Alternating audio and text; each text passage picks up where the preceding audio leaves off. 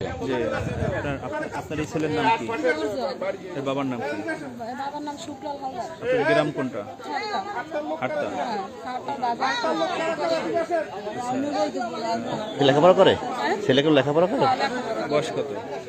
বয়স ধরেন 10 বছর। কোন ক্লাসে পড়ে? আপনার ছেলে? না, আমার ভাই। ভাইয়ের ছেলে? এরা কয় ভাই বোন? এরা দুই ভাই বোন, ছোট্ট একটা বোন আর একা। পান না কখন থেকে? কাল 10টার দিকে বাইরে এসে, মানে ওর দাদু অসুস্থ, খালে দক্ষিণ পাড়া উত্তর পাড়, তাই ওই ওর দাদুরে নেই আর কি ডাক্তার দেখাইবে। এই নৌকায় আইসে, নৌকার যাই করবে গেছে।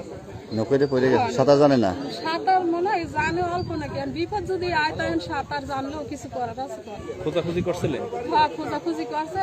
তারপর তো এই জায়গার লোকে দেখি ওরা ওই আটটা ফোন করছে, এখন পরিচিত লোকের দ্বারা খোঁজাখুঁজি করছে। ফায়ার সার্ভিস কিংবা ডুবুরি এগুলো আনা হয়েছে? না, এগুলো মানে জলে যে পড়ে গেছে এত আর বুঝতে পারে নাই যে জলে পড়ে ও কি নৌকা একলা ছিল? হয়, নৌকা একলা ছিল। আবার কালকে চোখ হাটবার ওই তরমুজ পরে টলার দিয়ে ওই তরমুজ আর কি টোকাই ইয়া খায়, খালে বইয়া নৌকায় বইয়া এই ওই দাদুরে নেবে এসে ওই তরমুজ পাইবে, খাইবে।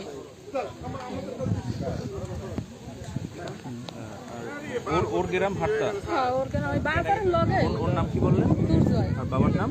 শুক্লাল হালদার। গতকাল সকাল 10টা হারিয়ে গেছে। হ্যাঁ। আচ্ছা, সুপ্রিয় দর্শক, আপনারা শুনলেন যে এই যে লাশটি পাওয়া গেছে। দর্শক মন্ডলী, বানাইপাড়া সৈয়দকারী বাওয়ালিয়ায় যে অল্প বয়সী 10 থেকে 12 বছর বয়স ছেলেটির যে লাশটি পাওয়া গেছে, এর বাড়ি মূলত বাণীপুর উপজেলা নয়, এর বাড়ি উজিরপুরের হাটতা ইউনিয়নে। গতকাল সকাল 10টায় সে নিখোঁজ হয়ে যায়।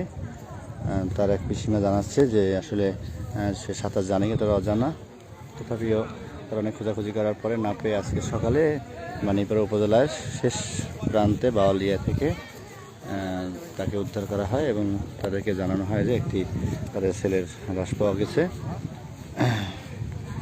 তারপরেও সুরাতাল ময়নাতদন্ত পরে আমরা আপনাদেরকে সঠিক তথ্য জানাতে পারবো অ্যাকুরেটভাবে যে আসলে এখানে কোনো ধরনের সহিংসতা কিংবা কোনো ধরনের মানে মেরে ফেলা কিংবা অন্য কোনো ষড়যন্ত্র রয়েছে কিনা। আপাতত আমরা তাদের পিসিকার থেকে জানতে পারলাম যে সে হয়তো বা পানিতে পড়ে মারা যেতে পারে।